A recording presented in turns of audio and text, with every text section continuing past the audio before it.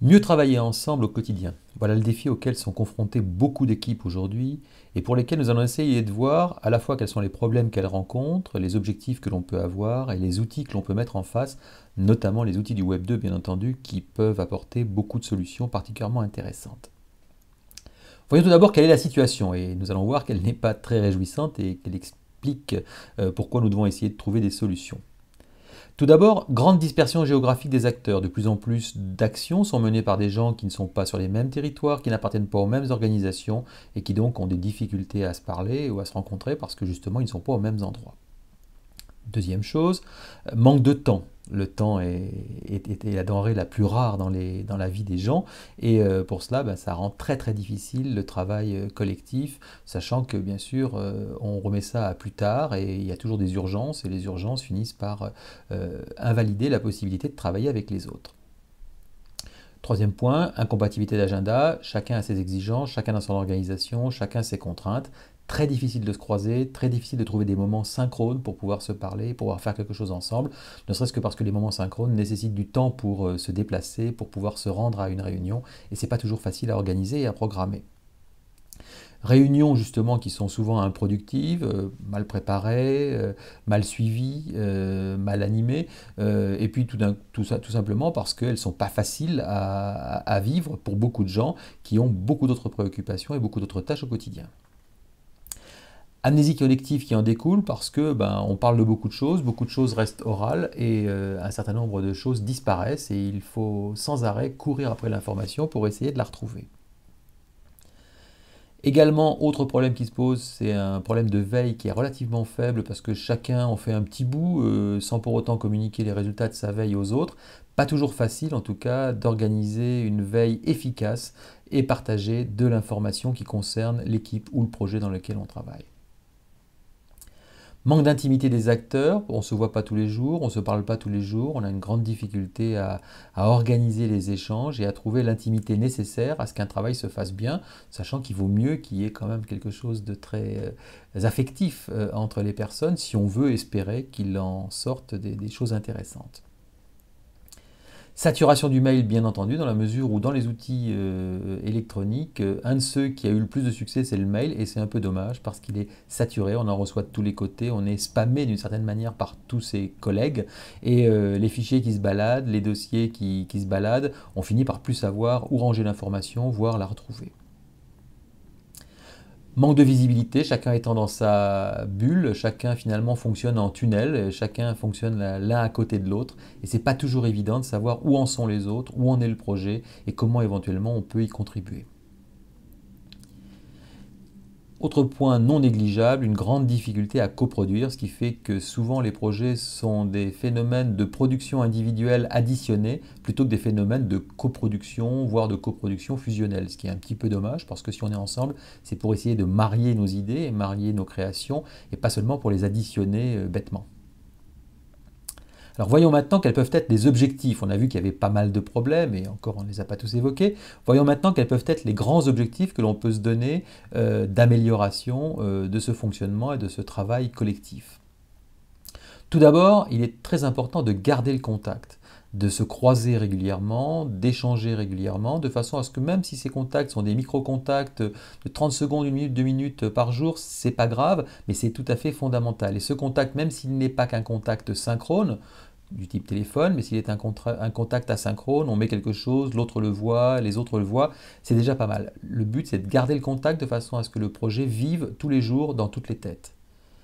Deuxième point, il va falloir organiser l'information, organiser la veille que l'on peut faire, organiser l'information qui arrive, l'information que l'on distribue, de façon à ce que ceci soit le plus largement réparti, le plus facilement accessible, et surtout que les gens ne puissent pas passer à côté, parce que c'est souvent le problème, l'information circule dans tous les sens, et on ne la voit pas dans son intégralité. Il va falloir aussi trouver des moyens de coproduire simplement. Coproduire veut dire vraiment écrire à plusieurs mains, remplir à plusieurs mains, inventer à plusieurs cerveaux et à plusieurs mains. Donc faire des objets qui sont conçus et réalisés collectivement, pas des choses qui sont additionnées les unes aux autres. Coproduire simplement. Autre point, il va falloir coordonner efficacement, coordonner l'information, coordonner les fichiers, coordonner les actions, coordonner les rendez-vous. Donc il y a tout un tas de choses qui nécessitent d'être coordonnées et qui nécessitent en fait une espèce de bureau central virtuel et qui devra être mis en place. Et enfin, il va falloir capitaliser efficacement parce que bien sûr, tout ce que l'on va produire va donner des résultats, des livrables d'une certaine manière.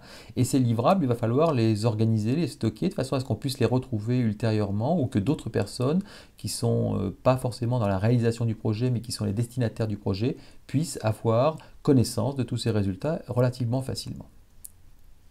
Ces objectifs étant cités, voyons maintenant quelles sont les actions. Et les actions vont être incarnées par 5 produits, services du Web 2 qui sont recommandés et auxquels vous allez pouvoir vous auto-former pour pouvoir agir et réaliser ce scénario de montée en charge d'un travail collaboratif à distance.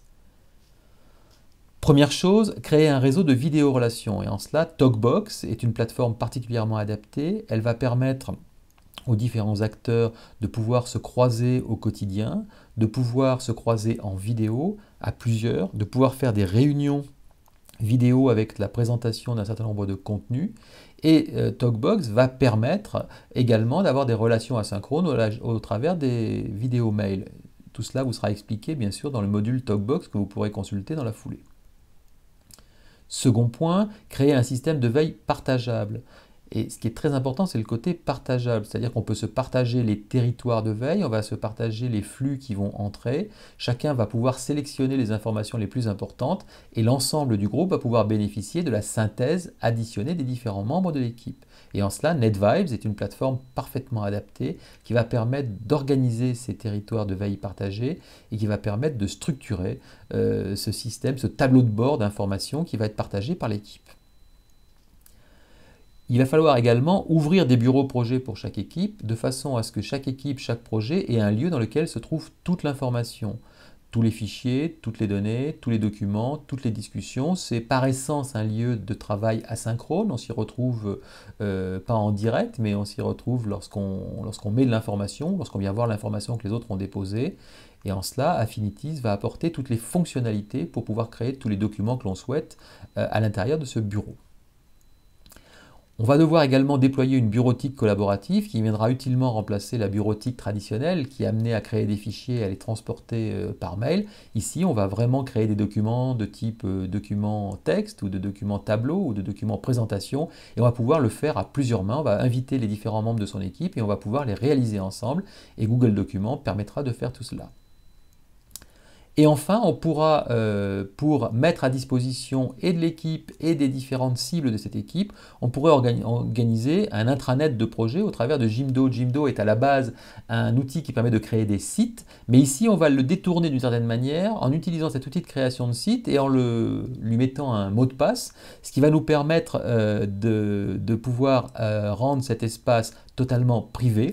Et à l'intérieur, on va pouvoir structurer ça comme un site avec tous les résultats, toutes les ressources, tous les documents qui seront la synthèse du travail d'équipe et du travail de groupe qui aura été mené. Voilà donc 5 outils qui peuvent très utilement permettre de changer nos pratiques au quotidien et qui peuvent permettre de travailler différemment.